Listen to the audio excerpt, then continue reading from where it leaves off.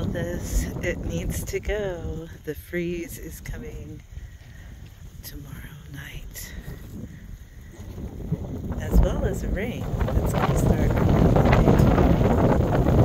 So I have strategizing that led to a bit of analysis paralysis. It's hard to be inevitable.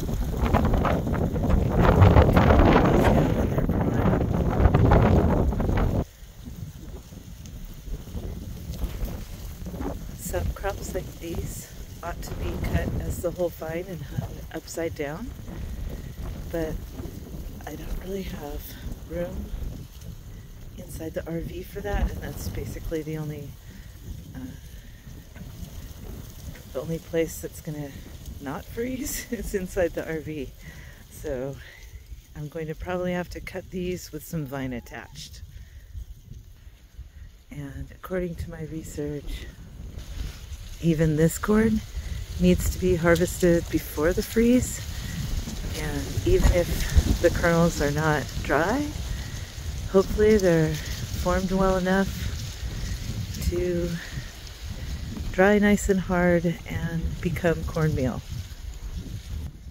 So that is a huge block of biomass that I have to cut. Bring in all those ears of corn,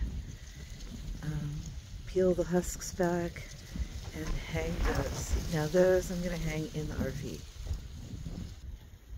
So these cucumbers and bean plants, those are also going to die.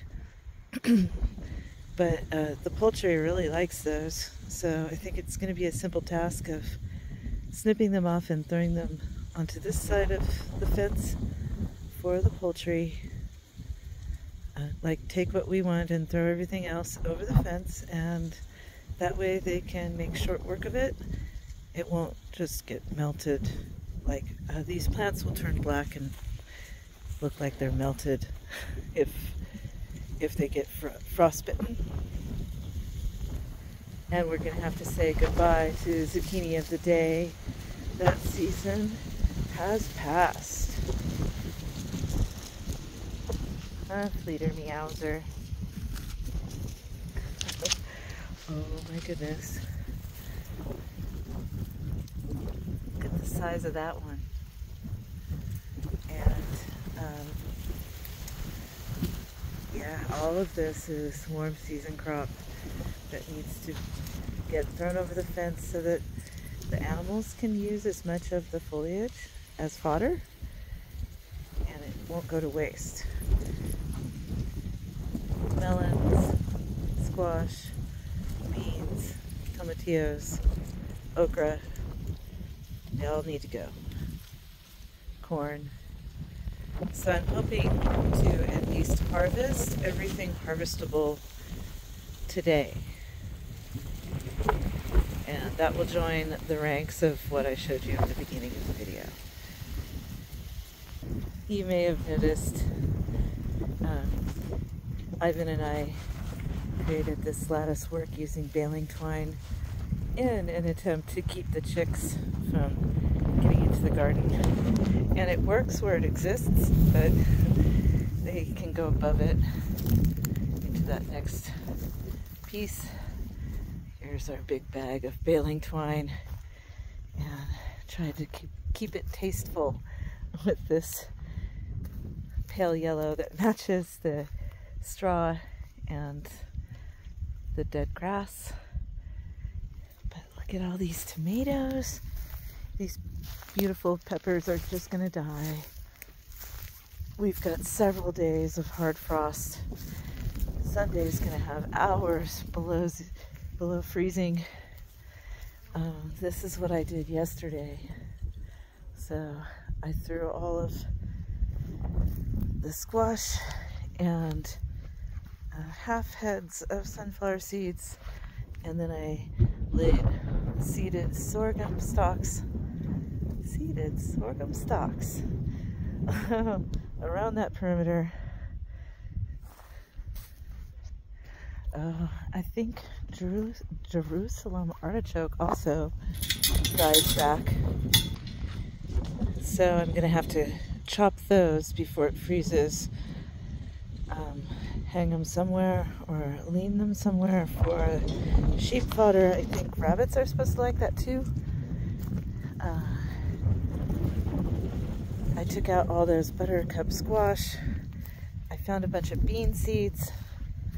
Here's another chore for the next day. So tomorrow I'm gonna enlist the support of my son and we are gonna mulch things. Yeah, no more squash, no more sunflowers in this patch. Yeah, this is pretty much where I left you in the last video, but I did chop and drop. And so today also, I believe celery is frost tolerant, but I'm gonna mulch it up, harvest some so I can cook through those cold days. Fennel is frost tolerant. There are some seeds for me to collect, but that's lower priority. These I would like to harvest before the rain. They're perfectly dried out. Those are shelling peas. I chopped and dropped everything but the beans on this row. Those have got to go. I think everybody would love to have those. Poultry, sheep, rabbits. And the chop dropping gave me mulch for the leeks. I did not chop and drop, nor have I finished with the beans here, but that's something else. Animal fodder, take the beans, give the corn stalks and the bean plants to the animals. And I've got mulch at the ready to mulch up the pomegranate trees, the elm tree over there, those perennials. Now this little patch here is cold tolerant, so except for random beans, but those brassicas and salads and beets, those are all gonna be fine. Yep, gonna have to cut these prematurely. At least that one started to change color. The second one, it's starting to get freckled. I'm just gonna have to take those with a big long section of mine and make the best of it. Next year, I'm gonna have to get these in the ground earlier if we grow them again. Yep, the seasons change and you can't escape it. Out here, nature does not mess around. We sit like water tap on the totes, the water totes. Will be frozen in the mornings, the garden hoses get frozen.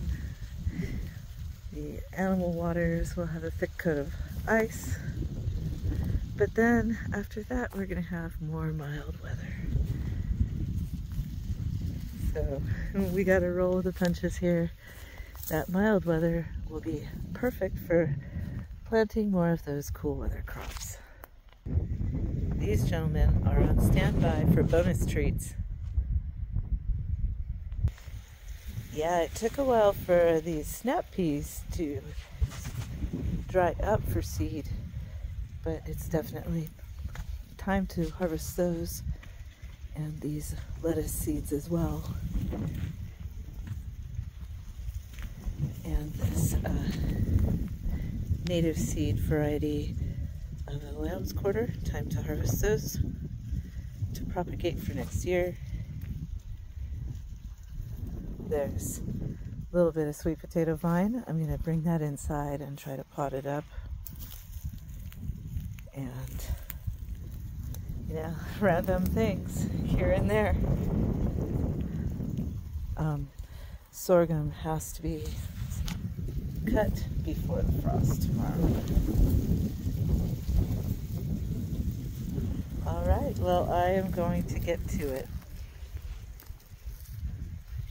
I will check back in with you and show you my progress soon. Cheers and blessings.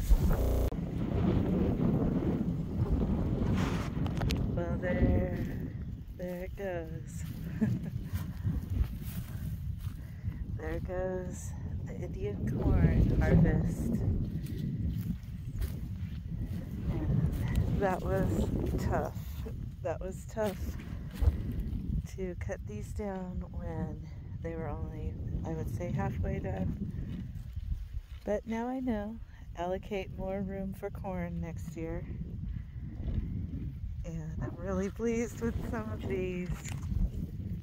This one here looks kind of good. Let me open that up just to see.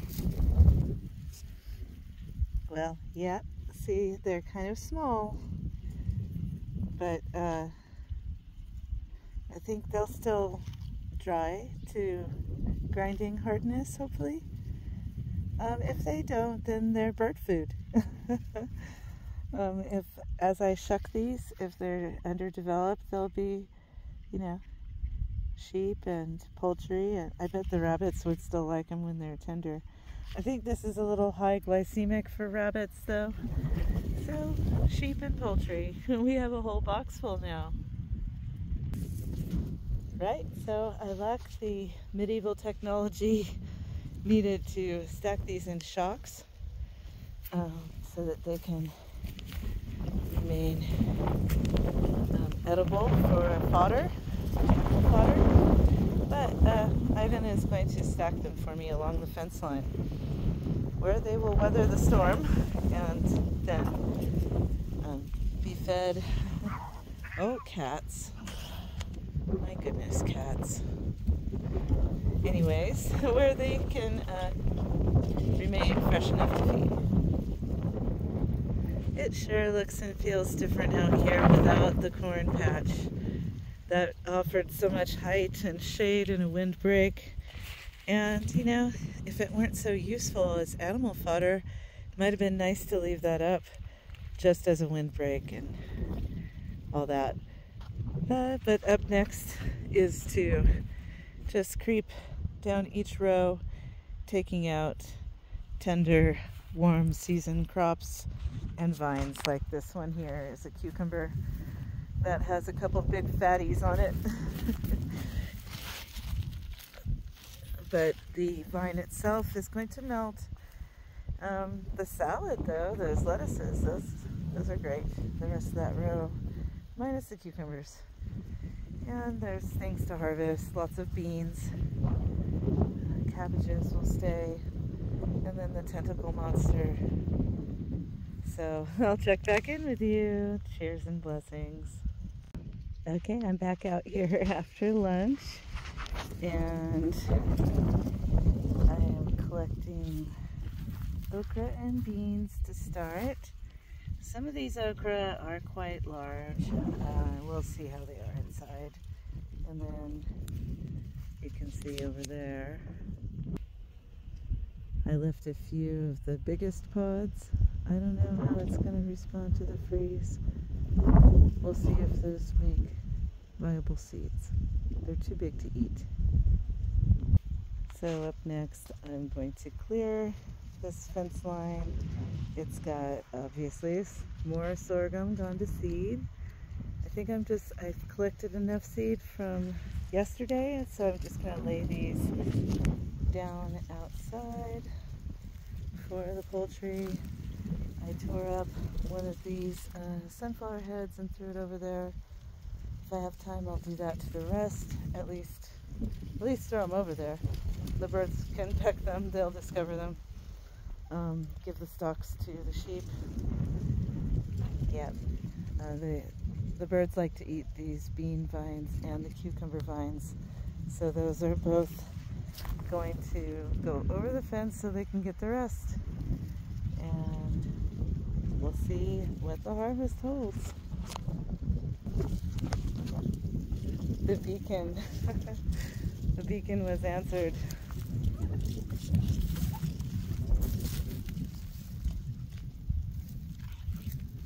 This handsome fella going after the sunflowers.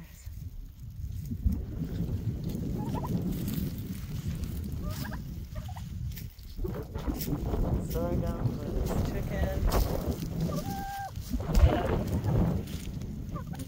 bronze Tom thinks that sorghum looks good too. Awesome.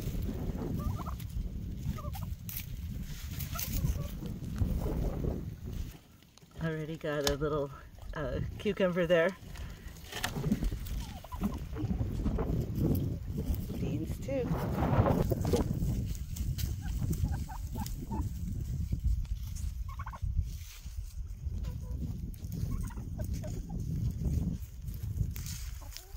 All right, these 2 rows are now picked, and I just kind of threw stuff I know that the birds will eat. Cucumber and beans and sorghum. So I have thrown squash vines over. They didn't like that. So for now, I'm gonna just let those be. We'll see what the frost does to them. I know it's just gonna turn them black and whatever, but what I'm thinking is that if I leave them, maybe they'll kind of insulate the base of the okra.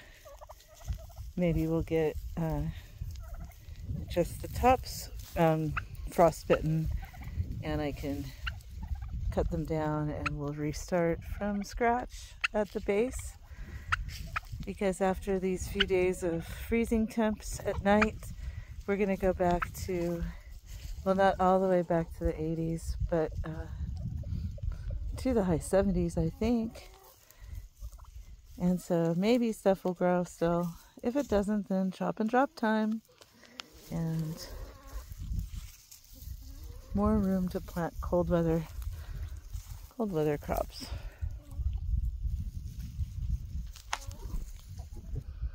So here's what came out of those 2 rows.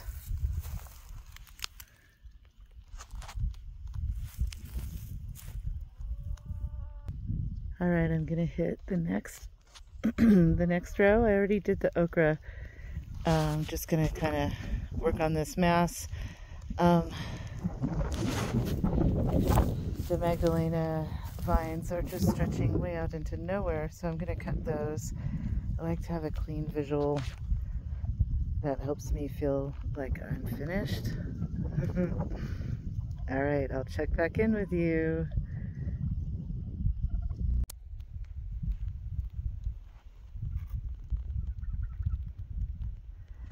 Here's what I pulled out of this side of the garden. Loads more pumpkins this year compared to previous. It looks so different, but it's kind of a clean slate. It'll be even more of a clean slate after what I've left has gone ahead and melted from the frost. But I took as much as I could, and maybe tomorrow I'll cut down the bean stalks for the animals, but I just have a lot of fodder collected for them already from doing this, so maybe not. I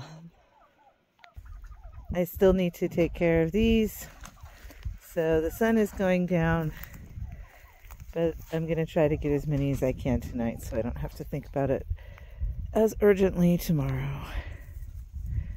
All right, I'll show you the tomatoes when I'm done. Cheers and blessings. Heading out. I have cats wanting to come in.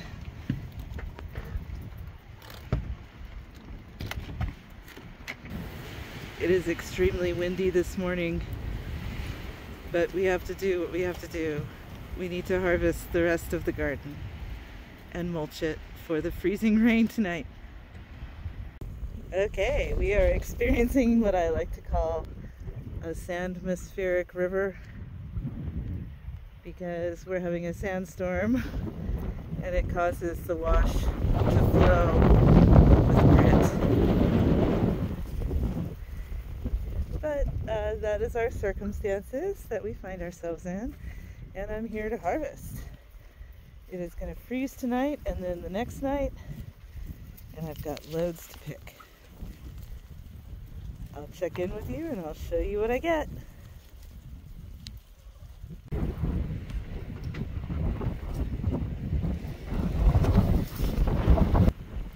Got Matt over there harvesting the dried shelling peas for seed. Here's the rest of the chili peppers. There was more left on here from last night's pickings, and there's still a few more left to pick, but that little tub is full. So I'm filling the bottom with these bigger ones, but I think it's going to fill this whole pot as well. Loads and loads. Alright, so last day of the forced harvest. We got some more sorghum seeds in here along with a bunch of peas and beans for planting next year. A lot of green tomatoes, a lot of red ones too. Got this whole bag of some lettuce seeds and some wild amaranth to plant next year. Saved a few sorghum stalks. They're pretty sugary. And then we've got a whole bucket of what are these, peas or beans? Beans. Bean greens to give to the rabbits or to whatever animals. Everything's pretty much chopped down except for the winter stuff, and the squash plants are just gonna freeze where they are. Got all this cleared out, and in this bag, this is all the magnolia snaps that did incredibly well this year. So you can see we've got a bunch of dried magnolia snap peas here to winnow out of all that. But the tomato plants have been stripped. The peppers have all been stripped. Tomatillos. And just collecting the last of the cherry tomatoes. Yep, getting the last of the cherry tomatoes in there. And then comes all the processing. That's gonna take a day or two.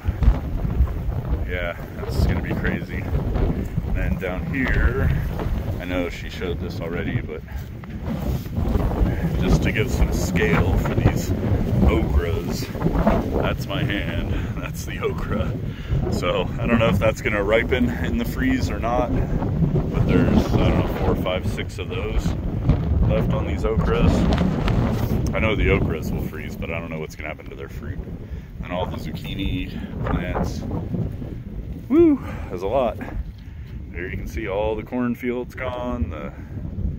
Got a lot of, I think those are beets there, and salad greens, and still a bunch of leeks over there for after this first frost. That'll be good. Okay, you guys, my house is a mess because this is all I've been doing, but just to finish off this video, here is this year's harvest.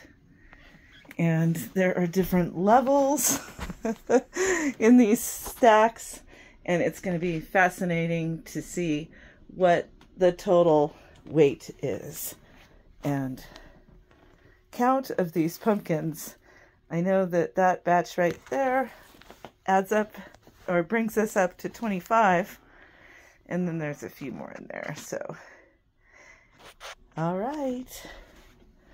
Giving thanks early this year. Cheers and blessings.